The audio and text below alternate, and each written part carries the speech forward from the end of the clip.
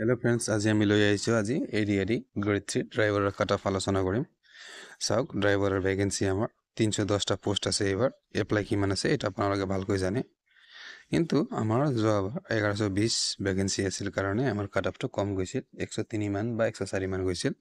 किन्तु एबार 310टा पोस्ट तेने चाওক आपनार कट अफ किमान যাব পাৰে এবাৰ অলপ হাই যাব পাৰে কিবা পোষ্ট ইমান কম আৰু এপ্লাই আপোনালোকে দেখিব পাৰে যে কিমান মানুহ এপ্লাই কৰিছে कारण 310 पोस्टर कारण मानुहे एटा पोस्टर कारण নহলেও 10 জন মানুহে ইমান বেছি বেছি মার্ক পাই থাকিব 1:2 মাতিব আপোনালোকে চাই আছে আমি যদি জেনাৰেলৰ ক্ষেত্ৰত কথা কওঁ তেনেহলে আমাৰ জেনাৰেলৰ ক্ষেত্ৰত আগত যোৱাবাৰ আমাৰ কিমান গৈছিল 103 গৈছিল আৰু জেনাৰেল উমেনৰ ক্ষেত্ৰত আমাৰ গৈছিল 57 কিন্তু এইবাৰ আমি ৰিজাৰ্ভ ফৰ উমেন নাই উমেনৰ আমি কাট অফ আলোচনা নকৰো ৰিজাৰ্ভ ফৰ উমেন নাই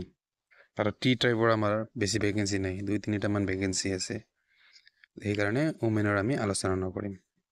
যদি আপোনাৰ ঘৰত দেউতাৰ গাড়ী আছে তেন্তে গাড়ীটো থাকতে অৱস্থাত আপোনালোকে আৰামছে প্ৰিপাৰেচন কৰিব পাৰিব আৰু গাড়ীও শিকিব পাৰিব আৰু এজন গৰীব মানুহ হয় যিজনে ড্ৰাইভাৰ কৰে হিয়তে বেচাৰা নিজৰ পৰিয়ালক এহাজ খোৱাবলৈ গাড়ী চলাই থাকে কি প্ৰিপাৰেচন কৰিব পাৰিব নেকি এই কাৰণে এই ড্ৰাইভাৰৰ পোষ্ট আমাৰ গৰীব মানুহৰ কাৰণে নহয় বুলি মই চিন্তা কৰো আৰু ড্ৰাইভাৰ পোষ্টৰ কাৰণে আপুনি যদি 150 ৰ ভিতৰত যদি আপোনালোকে 145 পায় যদি যাই গৈ আপুনি স্কিল টেষ্ট যদি ফেল হয় তেন্তে আপোনাৰ এই মাৰ্কটো কোনো কামৰ নহয়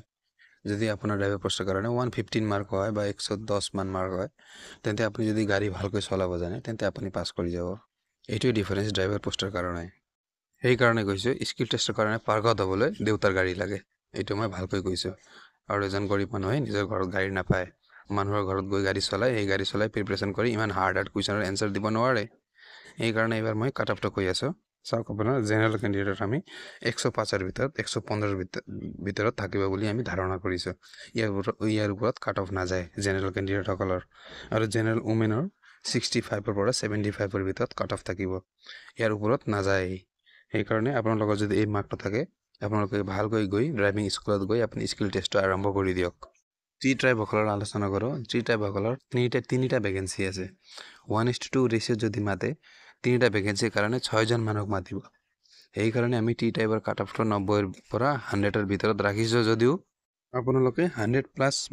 মাৰ্ক যদি আছে তেন্তে টেনশন নকৰিব কম মানুহক মাতিব যদি তেন্তে আপোনাৰ 100 প্লাস মাৰ্ক থকাটো উচিত আমি যদি চাও যে এসটিএইচ ইয়াৰ ভ্যাকেন্সি বহুত কম আছে কাৰণে এসটিএইচ ৰ আমি মাৰ্ক ৰাখিছো আমাৰ 70 ৰ পৰা 80 ৰ ভিতৰত যদি আপোনাৰ মাৰ্ক থাকে তেন্তে আপুনি ড্ৰাইভিং শিকিব পাৰে আৰু গাড়ী চলাব শিকিব পাৰে আৰু বিভিন্ন পাৰ্টছৰ নলেজ ৰাখিব পাৰে আৰু বিভিন্ন ড্ৰাইভিং চিহ্নবিলাক আপোনালোকে মনত ৰাখিব পাৰে এসটিএইচ 70 ৰ পৰা 80 মাৰ্ক আমি ধৰি চলিব পাৰো আৰু এসটিপি আমাৰ 90 ৰ পৰা 100 এসটিপি আমাৰ ধৰিছো আমি 90 ৰ পৰা 100 মাৰ্ক ইয়াৰ ভিতৰত যদি থাকে আপোনালোকেও ড্ৰাইভিং ষ্টাৰ্ট কৰি দিব পাৰে আৰু আমি ভালকৈ লক্ষ্য কৰো যে এসসি ৰ আমি 90 ৰ পৰা 100 ৰাখিছো কিয়বা এসসি আৰু ওবিসি এবাৰ কম্পিটিশন থাকিব এসসি 90 ৰ পৰা 100 আৰু ওবিসি 100 ৰ পৰা 110 আৰু ওবিসি ক্যান্ডিডেটৰ 100 ৰ পৰা 110 ৰাখিছো যদিও হিয়তে যদি জেনাৰেল মাৰ্ক যদি পাই থাকে জেনাৰেল ক্যান্ডিডেটৰ তেন্তে দিয়াতৰ ভাল হ'ব আপোনালোকে চাই ল'ব পাৰে কুৱেশ্যন বিলাক কিমান হাৰ্ড আছিল জিকে বিলাক অলপ ইজি আছিল যদিও ম্যাথছ বিলাকো ইজি আছিল কিন্তু যিবিলাক ড্ৰাইভিং ইয়াৰ কুৱেশ্যনছ বিলাক আছিল সিগনেলৰ কুৱেশ্যন বিলাক আছিল এইটো মনত ৰাখাটো খুব টান হৈ যায় যিবিলাকে ৰোডত চলাচল কৰি থাকে গাড়ী লৈ ফুৰি থাকে ইহঁতৰ কাৰণে ইজি হ'ব কাৰণ ইহঁতে ৰোডৰ ট্যাক্স বিলাক দিব পাৰিব কি ধৰণৰ কি এনেকৈ গাড়ী কেনেকৈ চলাই কত কিমান ফাইন দিব লাগে ইহঁতে জানিব লাগিব আৰু ড্ৰাইভিংৰ কাৰণে কত কিতাপো ওলোৱা নাই এই কাৰণে এইটো এক্সাম পাৰ হৈ গৈছে নেক্সট টাইমত যদি ড্ৰাইভিংৰ কিবা পৰীক্ষা দি থাকে তেন্তে প্ৰিভিয়াস ইয়াৰ কুৱেশ্যনছ বিলাক যদি আপোনালোকে চাই তেন্তে এটা আইডিয়া হ'ব এইটো ফাৰ্স্ট টাইম আছিল কাৰণে বহুত ষ্টুডেন্টৰ পৰীক্ষা ভালো হৈছে যদি বহুত ষ্টুডেন্টৰ পোৱা ক্যান্ডিডেট ষ্টুডেন্টৰ যিবিলাক পাৰ্গত আছিল ইহঁতৰ পৰীক্ষাটো অলপ বেয়া হৈছে এইটো আছিল গাইস কাট অফটো যদি ভাল লাগে লাইক আৰু সাবস্ক্ৰাইব কৰি দিব ইয়াৰ পিছত মই এডিআৰই গ্ৰেড 4 8 লেভেল আৰু 10 লেভেল ডিগ্ৰী লেভেল আৰু 12 লেভেলৰ কাট অফ মই কন্টিনিউ কৰি থাকিম থ্যাংক ইউ সো মাচ